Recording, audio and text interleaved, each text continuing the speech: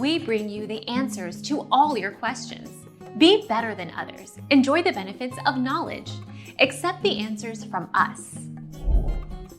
TV repair costs between $60 and $350, with most spending $207 on average for LCD, LED, plasma, and 4K TVs. Costs are higher if repairing older DLP, projection, and HD TVs.